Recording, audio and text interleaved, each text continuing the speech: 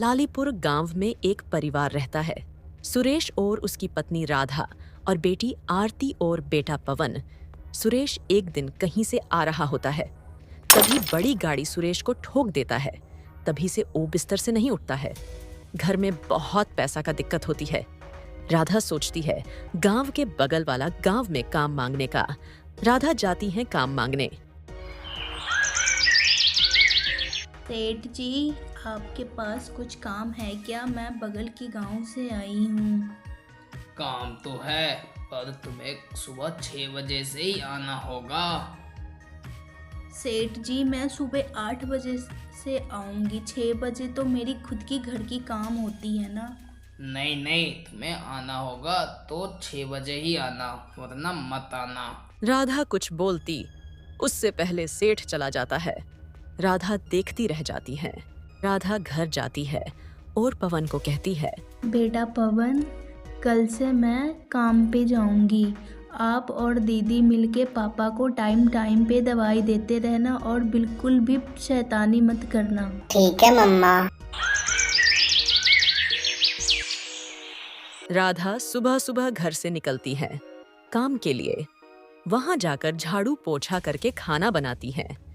फिर उसके बाद गाय के लिए चारा लाने जाती है। गाय को चारा देती है। फिर घर के लिए निकल जाती है। कुछ समय तक सब ठीक चलता है, लेकिन एक दिन राधा काम से लौट रही होती है। जंगल के रास्ते तभी कुछ लोग राधा को गलत नजर से देखता है। राधा चुपचाप बिना कुछ बोले चली जाती है। राधा घर जाती है तभी पवन बोलता है, मम्मी, क्या हुआ पवन, इतना उदास क्यों हो?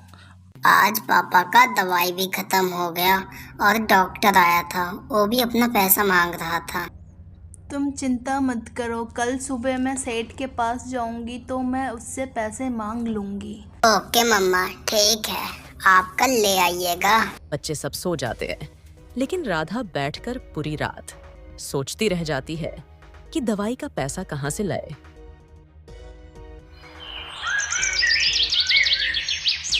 राधा सुबह सुबह काम पर जाती है।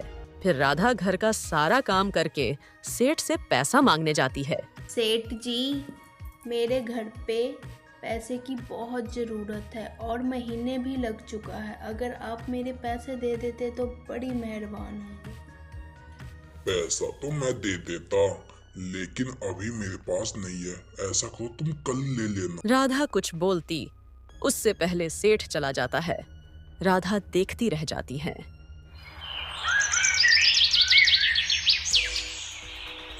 शाम को राधा उदास मन से घर लौट रही थी। तभी उसका पीछा कुछ आदमी करने लगता है। राधा पीछे मुड़ के देखती है तो उसे कोई नहीं दिखता है। फिर राधा जाने लगती है। तभी उसे एहसास होता है कुछ तो गड़बड़ है। राधा जल्दी जल्दी जाने लगती है।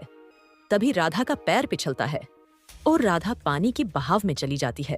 ओ हरिया भैया, जाओ, ओ लड़की मर ना जाए, इससे पहले उसे बचा लो। अरे ओ भाई, एक बार पानी का बहाव तो देखो कितना तेज है। मैं नहीं जाऊंगा, क्या पता मैं जाऊं और मैं ही वापस ना आ पाऊं। राधा अब चुड़ैल बन के लौटती है और घर पर बच्चे माँ का इंतजार करते हैं। दीदी दीदी, इतना रात हो गया, मम्मी अभी तक क्यों नहीं आई काम पर से? आ जाएगी भाई, तुम चिंता मत करो। रात को बच्चे सब सो जाते हैं। रात से सुबह हो जाता है, लेकिन राधा घर नहीं लौटती। फिर बच्चे सोचते हैं खुद जाकर देखने का। बच्चे सेठ के पास जाते हैं और पूछता है, सेठ जी, मेरी मम्मा यहाँ काम करती है। कल रात को वो घर पे भी नहीं गए हैं, क्या वो यहाँ है? नहीं बेटा, वो तो कल शाम को ही घर चले गए थे। बच्चे निराश मन से वहां से चला जाता है। रास्ते में फिर बच्चे को वही बदमाश पीछा करने लगता है। तभी एक पेड़ पे राधा चुड़ैल बैठी रहती हैं और उसे ये देखकर बहुत गुस्सा आता है। फिर वो सोचती है, इस दुष्ट ने तो मुझे भी मार दिया।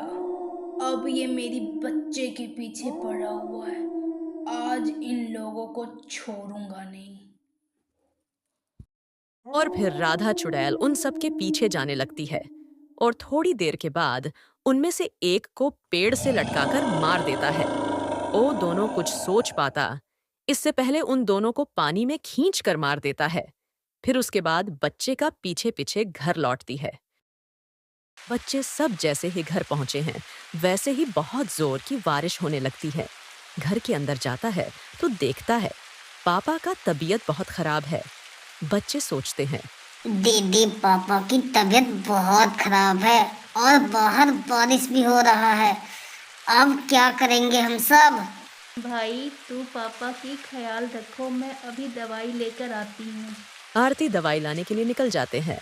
आरती के घर से दवाई का दुकान बहुत दूर था। आरती को जाते जाते बहुत टाइम लग जाता है। जब आरती दवाई की दुकान के पास पहुंचता है तो दुकान बंद रहता है। आरती निराश होकर लौटने लगते हैं। तभी उसे पीछे से किसी की आवाज आती है। बेटा आरती बात सुनो। अरे ये तो मेरी मम्मा की आवाज़ है। कहाँ हो मम्मा आप? बेटा मैं मर चुकी हूँ, आप मुझे नहीं देख पाओगी। ऐसा करो वो पेड़ है ना उसकी जड़ी उखाड़ लो और पापा को उबाल के पिला देना, पापा ठीक हो जाएंगे। और मैंने 1 महीना सेठ के पास काम किया था, उससे पैसे भी मांग लेना, उससे कुछ खर्चा चल जाएगी। बच्चे बिना टाइम बर्बाद किए जैसा उसकी मम्मी बोली थी वह ऐसे ही करती है। उसका पापा दवाई पीते ही ठीक हो जाता है। होश आने के बाद ओ पूछता है, अरे बेटा आरती, मम्मी कहाँ गई? वो दिख नहीं रही है। आरती सारा बात पापा को बता देती है। उसकी पत्नी इस दुनिया में नहीं है, ये जानकर उसे बहुत अफसोस होता है।